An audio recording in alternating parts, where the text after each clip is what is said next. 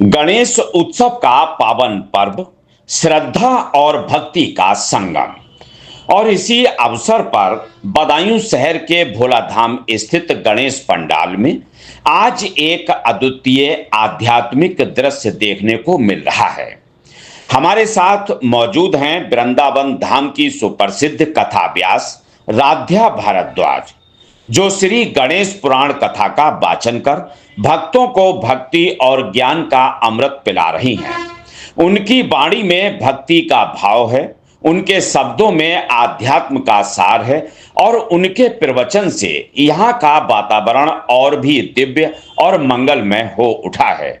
आइए अब सीधे उनका रुख करते हैं और जानने का प्रयास करते हैं कि गणेश पुराण हमारे जीवन के लिए क्या संदेश देता है और भक्ति का मार्ग हमें कैसे सफल बना सकता है। तेरी शरण जो भी आता वो महान बने जाता है और वक्रतुंड महाकाय सूर्य कोटि संप्रभा मंत्र जाप करने से कष्ट मिट जाता है। बदायूं जो नगर है वो आज पूरा गणेशमय दिखाई दे रहा है। जगह जगह भगवान गणेश की प्रतिमा स्थापित की जा रही है। दूसरा, जगह जगह पंडाल लगे हुए हैं जिनमें भक्ति, भजन, कीर्तन और संकीर्तन, पूजा पाठ चल रहा है। ऐसे भक्तिमय वातावरण में, ऐसे आध्यात्मिक वातावरण में हम आज यहाँ भोला धाम के निकट वैभव लॉन में आए हुए हैं, जहाँ पर यहाँ बात करनी है एक ऐसी आध्यात्मिक महान विदुषी से जिन्होंने आदर्श शिक्षिका से लेकर के और आदर्श कथावाचिका तक का सफर तय किया है। यहाँ गणेश महापुराण की कथा का जो वाचन कर रही हैं, जिन्होंने बचपन से ही भक्ति का मार्ग चुना, विद्यार्थी जीवन से ही जिन्होंने भक्ति के मार्ग पर चलने का संकल्प लिया और जिन्होंने एक नहीं कई बार आध्यात्मिक कथाएं बहुत ही कम उम्र से प्रारंभ कर दी और थोड़ी सी आयु में एक ऐसी प्रसिद्धि हासिल की है जो आज अवर्णनीय है। ऐसी जानी मानी कथावाचिका जो हमारे वृंदावन से जहाँ पर पधारी हुई हैं और गणेश महापुराण की यहाँ कथा कर रही हैं, तो SKS 24 न्यूज चैनल में स्वागत है। चलिए हम अब धार्मिक चर्चा करने जा रहे हैं धार्मिक ग्रंथों की महान वर्वज्ञा राध्या जी से। हमारे बदायूं के ही नहीं बल्कि पूरे देश के राष्ट्रीय गीतकार रहे डॉक्टर उर्मिला शंकरधार, उनके शब्दों में सबसे पहले आपका बदायूं की धरती पर वंदन और अभिनंदन। राग रंगों से आपका स्वागत, सब उमंगों से आपका स्वागत और जिन प्रसंगों का संदर्भ प्यार होता है उन प्रसंगों से आपका स्वागत। जय श्री गणेश, जय श्री कृष्णा, जय श्री राधे। आप यहाँ गणेश सेवा मंडल द्वारा आयोजित गणेश महोत्सव में अपने गणेश पुराण की जो कथा है उसकी आनंदमयी वर्षा कई दिनों से यहाँ कर रही हैं। क्या आप बताएंगे हमारे दर्शकों के लिए कि इस कथा का मुख्य उद्देश्य क्या होता है? गजाननं भूतगणादि सेवितं कपित्थ जम्बूफलचारुभक्षणम् उमासुतं शोक विनाशकारकं नमामि विघ्नेश्वर पाद पंकजम। बहुत सुंदर। अभी आपने मुझसे प्रश्न किया है जी कि यहाँ पर जो गणेश पुराण का आयोजन होता है उसका मुख्य उद्देश्य क्या है। देखिए, गणेश पुराण का मुख्य उद्देश्य एक नहीं अनेक है। गणेश जी जो हमारे हैं वो विद्या और बुद्धि के दाता हैं और जब तक किसी व्यक्ति के पास में बुद्धि और विवेक नहीं होगा तब तक वो किसी भी कार्य को करने के लिए असफल रहेगा। तो साल भर में हमारे गणेश जी का जो जन्मोत्सव कहे तो प्रकट्योत्सव, गणेश जी प्रकट हुए और यहाँ पर गणेश पुराण का उसी के उपलक्ष्य में आयोजन होता आया है। तो उसका जो मुख्य उद्देश्य यही है कि गणेश भगवान की कृपा हमें कैसे प्राप्त हो। हर कार्य को करने के लिए गणेश भगवान को हमें याद करना पड़ता है और कहें तो एक मुहावरा भी बन गया है कि कोई भी कार्य अगर करें तो कहते हैं कि श्री गणेश कर लीजिए, कहते हैं ना। तो कहने का अर्थ यही है कि इसका मुख्य जो उद्देश्य है, बुजुर्ग जो हमारे हैं वो तो सब जानते ही हैं, लेकिन आजकल के जो यूथ हैं, युवक हैं, युवतियां हैं, उन सबको भी श्री गणेश जी की पूजन और कृपा के बारे में अवश्य पता होना चाहिए। क्योंकि हम आजकल आधुनिकता में इतने आ गए हैं कि हम किसी भी देवी देवताओं को याद करना भूल जाते हैं। तो ये जो गणेश पुराण का जो आयोजन होता है, इसमें हम हर तरीके के प्रश्नों से उत्तर से उनको बताते हैं कि गणेश भगवान हमारे किस प्रकार से बुद्धि और विद्या के प्रदाता हैं। माता सरस्वती को तो सब याद करते ही हैं, लेकिन बालकों को, विद्यार्थी को ये भी पता होना चाहिए कि गणेश जी बुद्धि के प्रदाता हैं और उन्हें ही पूजने से हम जीवन में आगे बढ़ सकते हैं। हर कार्य में जो हमारे विघ्न आ जाते हैं, उन विघ्नों का निवारण करने के लिए हम भगवान श्री गणेश का आराधना करते हैं। ऐसा सुना गया कि जिस समय बच्चों के खेलने कूदने की उम्र होती है, पढ़ने लिखने की उम्र होती है, ऐसी आयु में यानी कम आयु में, बचपन में आपको खेलने कूदने की वजह आपने ये आध्यात्मिक मार्ग, भक्ति का मार्ग क्यों चुना और किसकी प्रेरणा से चुना? देखिए, हर बालक का एक अपना बचपन होता है ना। तो हमारे यहाँ क्या है कि हमारे यहाँ बाल्यकाल से ही ऐसा वातावरण रहा। हमारे पूज्य दादाजी, पिताजी, माताजी सभी लोग बहुत आध्यात्मिक और धार्मिक प्रवृत्ति के रहे, तो हमने ऐसा ही वातावरण अपने घर में देखा और बाल्यकाल से ही अपने शास्त्रों का और अन्य पुराण जो है कह सकते हैं, उन सभी का जो अध्ययन है इनके सानिध्य में रह के हमने किया। उसके बाद में हमने पोस्ट ग्रेजुएशन भी किया और पढ़ाई को भी पूरा किया। ऐसा नहीं है, क्योंकि किसी भी क्षेत्र में जाने के लिए आज पढ़ाई सबसे ज्यादा मुख्य है। उसके बिना आप किसी भी क्षेत्र में आगे तो बढ़ जाएंगे, लेकिन उस स्तर तक सफलता नहीं प्राप्त कर सकते। तो हमारी जो यात्रा रही आध्यात्मिक, उसके बाद में हमारे जो पूज्य पिताजी और माताजी रहे, उनके ही गुरुदेव पूज्य प्रातः स्मरणीय वंदनीय श्री राम मंदिर पीठाधीश्वर महंत श्री राधे श्याम व्यास जी महाराज, जो मेरे पूज्य गुरुदेव हैं। माता पिता की गुरु दीक्षा के बाद में कुछ समय बाद मैंने भी उनसे दीक्षा ग्रहण की और फिर यह मार्ग मेरे लिए और भी सुगम और सरल होता चला गया। तो उनकी प्रेरणा से, उनकी कथाएं सुनकर ही मैं बड़ी हुई हूँ। बाल्यकाल से ही मैं उनकी कथाओं का श्रवण और अनुसरण करती चली आई। उसके बाद में मैंने ये पढ़ाई तो पूरी की ही, साथ में अन्य क्षेत्रों में, कार्य क्षेत्रों में अपनी सेवा भी दी, जैसे कि ऑल इंडिया रेडियो है, आकाशवाणी रामपुर में भी मेरे 5 साल मैंने उनको अपना सेवा प्रयत्न दी है और उसके बाद में 3 साल केंद्रीय विद्यालय में भी मैंने पढ़ाया है। तो इन सब का अनुभव लेने के बाद में जो शांति श्री चरणों में, गोविंद के चरणों में मिली, वो कहीं और नहीं मिल पाई। तो फिर उसके बाद में मैंने श्री धाम वृंदावन पहुंच करके अपनी पढ़ाई को और सुगम और विस्तृत करके श्रीमद् भागवतम का पढ़ाई की गुरु परंपरा के द्वारा मैंने वहाँ पर डिप्लोमा कोर्स इत्यादि भी किया, सर्टिफिकेट भी लिया और उसके बाद से मैंने व्यास गद्दी को संभाला।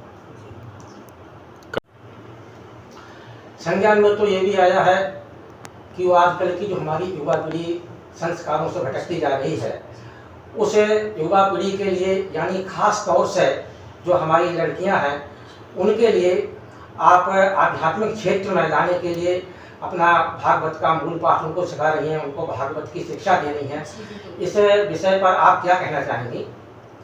देखिए, किसी भी विषय में जानना अलग बात है, लेकिन भगवत ज्ञान और भगवत के बारे में, भगवान के बारे में जानना एक अलग ही विस्तृत ही विषय है ना। तो और तो बच्चे पढ़ाई कर ही रहे हैं, लड़कियां पढ़ाई कर ही रही हैं, लेकिन मैं कहना चाहूंगी कि हर व्यक्ति को, अपने जो संतानें हैं, उनको अपने आध्यात्म से, सनातन धर्म से जरूर जोड़ना चाहिए। पढ़ाई तो मैंने भी की है, लेकिन इस पढ़ाई के साथ साथ में अगर आप अपने जो संतानें हैं या लड़कियां हैं, कहो तो विशेष तौर पे लड़कियों का नाम इसलिए लिया जा रहा है क्योंकि अभी देखने में भी, सुनने में भी आ रहा है अधिकतर कि धर्म से अधिकतर लोग थोड़ा सा हट रहे हैं, है ना। तो उनको अगर साथ साथ में घर में पारिवारिक माहौल भी दिया जाए और उनको सनातन धर्म के बारे में पढ़ाया जाए, तो इस क्षेत्र में आने में कोई कठिनता नहीं होगी। अगर वह, बहुत से बच्चे ऐसा है कि वो आना चाहते हैं पर उन्हें मार्ग प्रशस्त नहीं हो पाता है, तो उसका मैं यही बताना चाहूंगी कि बच्चे जो हैं, मैंने तो अपने बाल्यकाल से ही आध्यात्मिक अध्ययन किया है, तो इसमें किसी भी विशेष पढ़ाई का आवश्यकता तो है, पर कोई ऐसी बाउंड्री नहीं कि यहीं से आप पढ़ के आगे बढ़ सकते हैं। जब हम अभी मैं भी इस समय अध्ययन करा भी रही हूँ और करती भी हूँ, अध्ययन करा भी रही हूँ और करती भी हूँ, क्योंकि अध्ययन तो बहुत जरूरी है। तो मेरे पास छोटे बच्चे भी आकर पढ़ रहे हैं, अभी अपनी और पढ़ाई जो मूल पढ़ाई है उसके साथ साथ में पढ़ाई भी कर रहे हैं और सनातन धर्म की शिक्षा भी ले रहे हैं, पुराणों का भी अध्ययन करा रहे हैं। तो हम अपने ग्रंथों के बारे में जान करके इस गद्दी को, जो सनातन धर्म की सर्वोच्च व्यासपीठ कही गई है, इसको हम ग्रहण कर सकते हैं। संतों और विद्वानों, इनका काम होता है कि हमारे धर्म ग्रंथों को पढ़ करके उनसे ज्ञान अर्जित करके समाज का मार्गदर्शन करना। जैसा कि अभी आपने बताया कि हमारी युवा पीढ़ी है संस्कारों से भटक रही है, और उसको संस्कारों पर लाने के लिए हम निःशुल्क ये सेवा कर रहे हैं कि बच्चे हमारे आध्यात्मिक क्षेत्र में आगे बढ़ें, जिससे उनके अंदर संस्कारों की दोबारा उपज हो और वो हमारे संस्कारों पर चल करके भारतीय संस्कृति का संरक्षण करें। इस बात को लेकर के हमारे जो पूज्य संत हैं प्रेमानंद जी महाराज और हमारे कथा व्यास हैं अनुद्धराचार्य जी, उन्होंने भी इस बात को अपने तरीके से कहा, लेकिन वो काफ़ी चर्चा में है। तो इस पर आप क्या कहना चाहेंगे? देखिए, बहुत सुंदर प्रश्न है और लगातार चर्चा में बना हुआ भी है। बाकी कई लोगों ने भी मुझसे ये प्रश्न दोहराया है। जी। तो मैं तो यही कहना चाहूंगी, क्योंकि हमारे ब्रज के जो दोनों संत हैं वे महान विभूति हैं और वो दोनों ही समाज को सुधारने का कार्य कर रहे हैं। तो अगर उन्होंने कोई टिप्पणी की भी है तो मुझे जहाँ तक पता है कि उन्होंने कुछ गलत तो नहीं कहा है, क्योंकि उनकी जो वीडियो है वो पूरी तरीके से नहीं दर्शाई गई है। मीडिया के द्वारा भी थोड़ी सी त्रुटियां हुई हैं कि उन्होंने पूरी वीडियो न करके उन्होंने लड़कियों के विषय में नहीं, बल्कि वरन लड़कों के साथ में दोनों लोगों को उनको बारे में बताया गया है। तो उन्होंने, एक तो पहली बात यह है कि किसी एक व्यक्ति के लिए नहीं कहा गया है, न ही पूरे समाज के लिए कहा गया है, वे उन लोगों के लिए कहा गया है जो कुछ एक लोग हैं जो अपने मार्ग से भटक रहे हैं। तो उनको सही लाइन पे लाने के लिए, सही रास्ता दिखाने के लिए लड़की और लड़के दोनों पे ही उन्होंने ये बात चर्चा की है। लेकिन उन्होंने जो मीडिया ने जो वीडियो बनाई गई है वो थोड़ी सी कट एडिट करके की गई है, तो ये उचित बात नहीं रहेगी, एक पक्ष रखा गया है। तो उन्होंने पूरे समाज के लिए तो खैर नहीं कही है, और जिनकी बात हो रही है वो कुछ एक लोग ही हैं। ये जो हमारे धार्मिक कार्यक्रम है, इन कार्यक्रमों में जो हमारे देवी देवताओं की मूर्तियाँ स्थापित की जाती हैं, खास तौर से गणेश भगवान की प्रतिमा का यहाँ पर स्थापना की गई है, तो इनके विसर्जन में ऐसा देखा गया है कि इन मूर्तियों को विसर्जित करते समय ऊपर से गिरा दिया जाता है, और उसके बाद यही मूर्तियाँ जो हैं, जो हमारे और आने जाने वाले लोग हैं उनके पैरों के करीब आ जाती हैं। तो इनके विसर्जन की कोई ऐसी उचित व्यवस्था है, इस पर आप क्या कहना चाहेंगे? जी बिल्कुल, देखिए ये जो आपने प्रश्न किया है ये बहुत बड़ा सामाजिक मुद्दा है और इस पे चर्चा करना बहुत ही जरूरी है, बहुत आवश्यक है, क्योंकि अभी हम लोग दिखावे के चक्कर में, कह सकते हैं कि देखा देखी के चक्कर में हम बड़ी बड़ी मूर्तियां भी ला रहे हैं। देखो, कोई बड़ा आयोजन आपने रखा है तब तो यह कहीं तक उचित है, लेकिन मैं ये कहना चाहूंगी, पूरे देशवासियों से यही कहना चाहूंगी कि पहले तो आप इस प्रकार की मूर्तियां लाएं, उनका साइज जो है, आकार है, काफी छोटा होना चाहिए, जिनकी हम विधिवत रूप से पूजा कर सकें। और उसके बाद में देखिए, ऐसा कहीं भी शास्त्र में विधान नहीं दिया गया है हमारे इधर में कि उनको विसर्जन आप करें जरूरी है, क्योंकि अगर आप विसर्जन करते हैं तो जिस प्रकार से हम उनको स्वागत में लेकर आए हैं और उसके बाद में उनको विसर्जन कर देते हैं। लेकिन हमारे यहाँ तो 12 मास भगवान गणेश की पूजा होती है। अभी लक्ष्मी गणेश जी दिवाली पर बैठा ले जाएंगे तो उनका विसर्जन करना कहीं तक ज्यादा उचित नहीं माना गया है। और दूसरी बात यह है कि अगर बड़ी है मूर्ति, आप उनको विसर्जन करना चाहते भी हैं तो इस प्रकार से करें कि किसी भी प्रकार की उनकी क्षति ना हो, अंग भंग ना हो। अगर आप जल में प्रवाहित करेंगे और वह अगर पीओपी की या किसी अन्य मिट्टी की होती है तो वहां पर जलाशय में जो भी आप जिस स्थान पे कर रहे हैं वहां पर कीट पतंगे सब रहते हैं और उससे जो है जल हमारा दूषित हो जाता है। और दूसरी बात यह है कि उनको फिर बहुत ही अलग तरीके से उनको विसर्जन होता है, फिर वो पैरों में भी आते हैं। तो हमारे पूजनीय गणेश जी हैं, हम उनको रखते हैं, उसके बाद में उन्हें यथा स्थान नहीं रख पाते हैं, फेंक देते हैं, तरीके से देखा जाए तो ये बिल्कुल भी उचित नहीं है।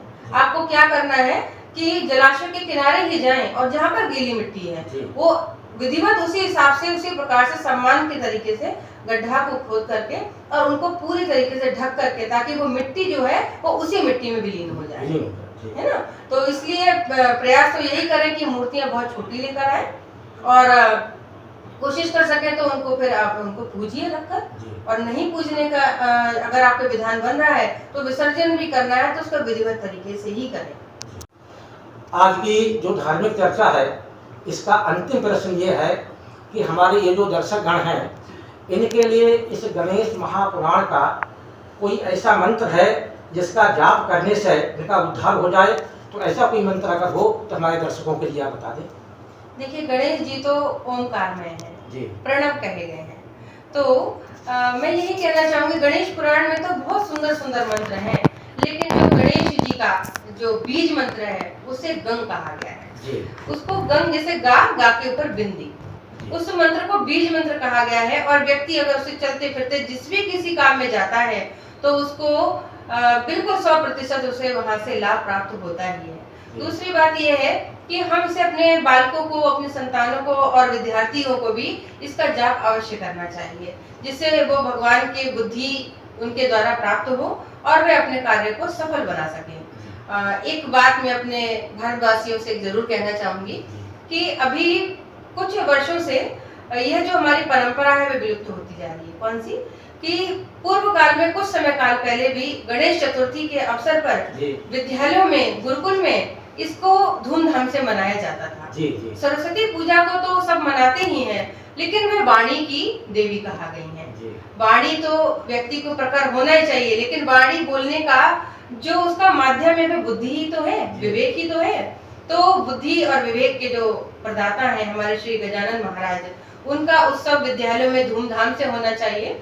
और प्राचीन काल से एक और परंपरा चली आ रही है कि उस दिन विद्यालय में विद्यार्थियों की पुस्तक और लेखनी की पूजन अवश्य होनी चाहिए, जिससे कि विद्यार्थियों को हमारे अपने सनातन धर्म के बारे में जानकारी हो और साथ ही वे अपने हर कार्य को करने में सुलभ।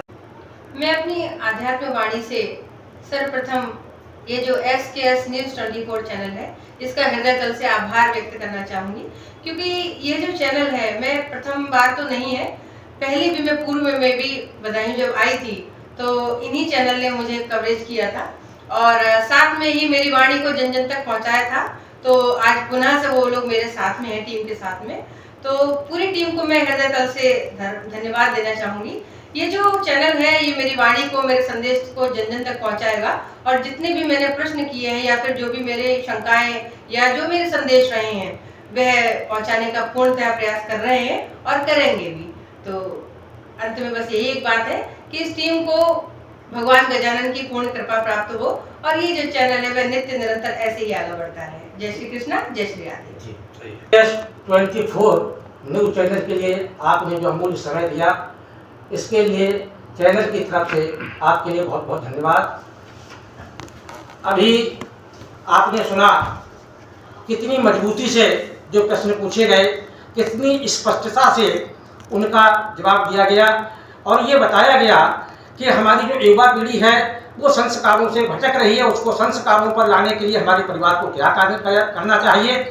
दूसरा ये भी बताया गया, अभी हमारी राध्या जी के जो मुखवाणी है उससे यह भी अभी बताया गया कि हमें मूर्तियों का विसर्जन है वो किस तरीके से करना चाहिए और हमारे अपने जीवन का जो उद्धार है उसको करने के लिए कौन से मंत्र का जाप करना चाहिए। माता सरस्वती बुद्धिदायिनी है, ज्ञानदायिनी है, ये ठीक है, लेकिन गणेश भगवान है वो रिद्धि सिद्धि बुद्धि विवेक के दाता है, उनको प्रसन्न करने के लिए हमें क्या जाप करना चाहिए, कौन से मंत्र का जाप करना चाहिए, ये अभी सुना गया।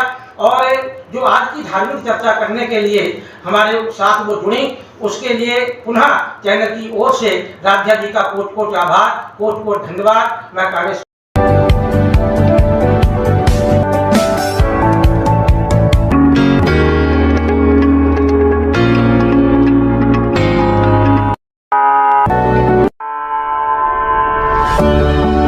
The all new Hero Zoom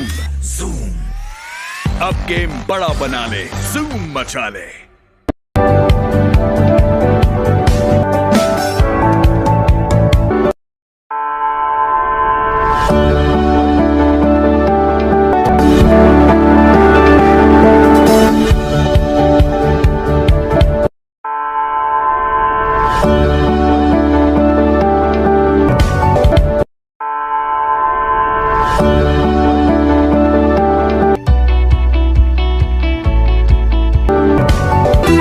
निकट इलेक्ट्रॉनिक्स 0% ब्याज पर सभी सामान आसान किस्तों पर उपलब्ध है।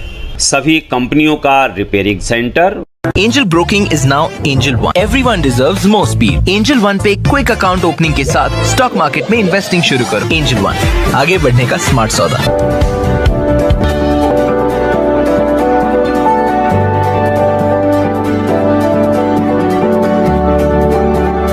ये है भारत की पहली पसंद उड़ान ई-रिक्शा।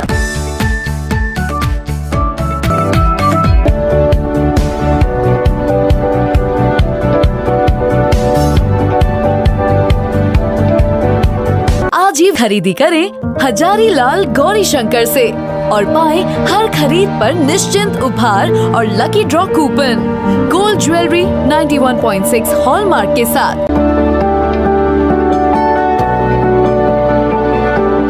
आपको हमारा वीडियो पसंद आया हो तो इसे लाइक, शेयर और सब्सक्राइब जरूर करें। देखते रहिए SKS 24 न्यूज नेटवर्क।